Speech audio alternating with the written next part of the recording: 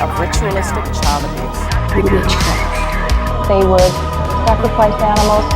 Does it make you want to hate murder, or does it make you want to do murder? Let's explore the darkness of mankind, one crime at a time. Welcome back to Rogue Darkness, the podcast that uncovers how the misinterpretations and misinformation surrounding witchcraft, the occult, and other beliefs have led many to do unthinkable crimes. From ritualistic killings and the demons that live in all of us, to exploration of the macabre and delving deep into the unknown. Let's explore the darkness of mankind, one crime at a time. I'm your host of the Grim and Gruesome, Raven. Let's go rogue and get right into today's chilling crime, the gruesome case of Corpsewood Manor and the utterly disturbing massacre that took place there. So let's start off from the very beginning. Born on October 6, 1926, to a notably wealthy family was Charles Lee Scudder, who would ultimately grow up to be an extremely successful doctor, working as a professor of pharmacology at Chicago's Loyola University. Described as being soft-spoken, confident, and among all else, brilliant, Scudder was rather well-liked among those who knew him. Yet, he had some secrets he kept hidden from most people. Those secrets were that he was gay and that he was a dedicated member of the Church of Satan. Two things that, at that time, were heavily considered taboo. Although he kept his homosexuality and Satanism a secret from pretty much the entire world, Scudder was reportedly known to be very unique and would oftentimes march to the beat of his own drum, per se. Even while working at Loyola, his work was considered much different than that of the typical academic, dyeing his hair vibrant colors of purple and reportedly keeping a pet monkey. These quirky attributes luckily never took away from how others viewed him, though. One interesting fact about him was that Scudder was also said to have performed government-funded experiments with mind-altering drugs such as LSD, so he definitely liked working outside of the box when it came to his experimentalism. Eventually, growing tired of the city life of Chicago, at 50 years old, Scudder and his partner Joe Odom decided to pack up a few of their possessions and relocate to an isolated area among the North Georgia woods. Deep within the forest, Scudder and Odom began constructing a brand new home to reside in, entirely by hand, and within just 2 years of moving there, they had built their very own mini castle. The duo named their beautiful creation Corpsewood Manor, named after the hauntingly bare autumn trees that dotted the area around it, according to an article by allthatisinteresting.com. To complete their beautiful handmade manor, the couple had added on a 3-story chicken house, as they called it. The first floor was for poultry and food storage. The second floor was for canned goods and their pornography collection.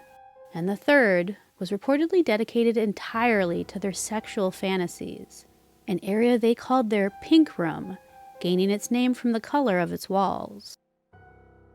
When Scudder left Loyola to relocate to Georgia and build Corpsewood Manor, he reportedly took a few souvenirs with him, some of which included 2 human skulls and around 12,000 doses of LSD he had accumulated from his research while there. Now being able to freely express his true self within the confines of his mansion, Scudder and Odom would regularly partake in large sex parties that they hosted in their pink room, allowing their guests to fulfill all of their desires, without limitations or judgment. The pink room was said to be filled with mattresses, candles, whips, chains, a wide variety of pornography, and even a logbook listing the party guests' sexual desires and preferences. The pink room, although being intended for consensual sexual gatherings, with the use of LSD as well as other mind-altering drugs during the parties, things were bound to go haywire at some point. And unfortunately, that time did come, on the night of December 12th, 1982. Among the partygoers that Scudder and Odom invited to the mansion for their parties was 17-year-old Kenneth Avery Brock and his roommate, 30-year-old Samuel Tony West.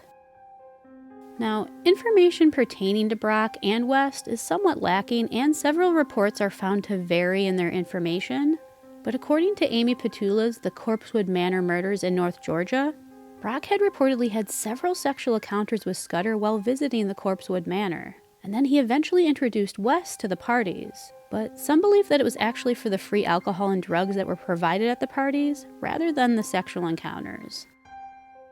Although they regularly attended the parties at the manor, West was reportedly opposed to having any sexual encounters with other men.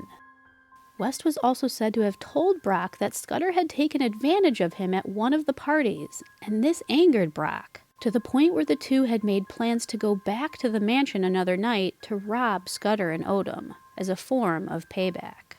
Now, the reality of West's claims of the molestation is still debated and honestly unproven, yet it didn't persuade them from carrying out their robbery, which would ultimately lead to the unfortunate loss of lives. On the fateful night of December 12, 1982, Brock, West, and two of their friends, Joey Wells and Teresa Hudgens, who were both teenagers at the time, set out to the mansion, armed with guns, prepared to carry out their vengeful plan. When the four arrived at the mansion, Scudder welcomed them in, not knowing what would soon prevail. They acted completely normal and were said to have even drank some of Scudder's homemade wine, as well as take part in huffing a potent mixture of varnish, paint thinner, and other chemicals as a means to get high. The time then came when Brock decided to carry out their plan, and he proceeded to go out to the car to retrieve a rifle. When he returned into the home, he first began mercilessly shooting Odom as well as the couple's two English Mastiffs. Scudder, not being in the room at the time of the shooting, ran in upon hearing the commotion, and was met with the horrific sight. When Scudder laid eyes on the bloodbath Brock and West had brought forth, they then attempted to force him to give them money and valuables. They tied him up, beat him, and told him they would kill him if he didn't give them all the money that he had. After telling them numerous times he had no riches or money at the home, as he had spent almost all of his money on building the mansion itself, once they realized he was actually telling the truth, they then shot Scudder 5 times in the head, took the few deemed valuables that were lying around the home, and then quickly fled the scene.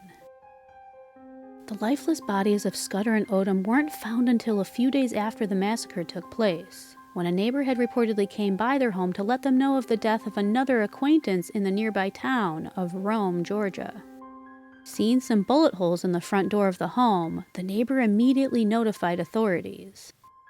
Brock and West were already long gone at that point, though, and had ended up leaving Georgia altogether, making their way to Mississippi as a means of escaping the reality of their crimes. On December 15, 1982, just 3 days after the murders took place at Corpsewood, Brock and West ended up killing a man named Kirby Phelps, a Navy lieutenant, when they attempted to carjack him from a rest stop near Bonneville, Mississippi. Things got heated, and their plan was not going as they had hoped. West proceeded to shoot Phelps twice in the head, killing him. After the murder of Phelps, Brock then returned back to Georgia and turned himself in to the police on December 20th, assumed to be due to a heavy conscience. A few days later, West did the same in Chattanooga, Tennessee, and turned himself in to the local police on December 25th. It was reported that after the massacre of Scudder and Odom had taken place, Teresa Hudgens and Joey Wells went to the police and told them what had happened. Hudgens and Wells cooperated with the police and were ultimately not charged with any crimes or involvement. Upon going to trial, West was found guilty of 2 counts of murder and sentenced to death, while Brock pleaded guilty and received 3 consecutive life terms.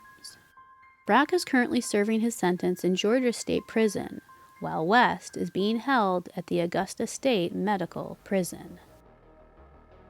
So that was the disturbing case of the Corpsewood Manor Murders.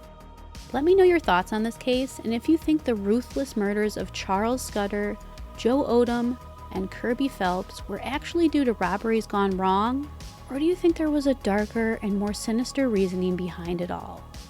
No matter the reasoning, though, the atrocities committed and the lives lost cannot be reversed, and for that, I'm thankful the murderers remain in prison to this day.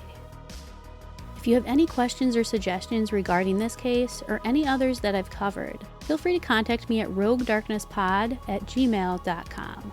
You can also reach me directly on Instagram or Twitter at rogue_darkness. I'm always interested in hearing your thoughts on cases I've covered, as well as hear any suggestions you may have for future ones you'd like to hear. All the links to the articles referenced in this episode are down below in the description box. As always, if you like what you hear on Rogue Darkness, please consider sharing the show with your family and friends, and also by leaving a rating and review on Apple iTunes or any other platform where you can leave a review. By rating, reviewing, subscribing, and sharing, you are directly helping the show out, and I'm honestly so grateful for all your love and support. And going off of that, I do have my YouTube channel up and running, slowly converting my audio into videos, and they're being posted as soon as I get them completed. So if that interests you, definitely give my YouTube channel a look and be sure to subscribe for more videos. And as I like to mention, I do have a Ko-fi page set up, so if you ever want to check it out or to submit a donation to help the show keep going, the link is down below in the description for reference. Any support on there is always greatly appreciated, but it's never expected. And with that said, that concludes this week's episode of Rogue Darkness. The darkness is all around us, and I can confidently say that reality truly is more terrifying than fiction. Until next time.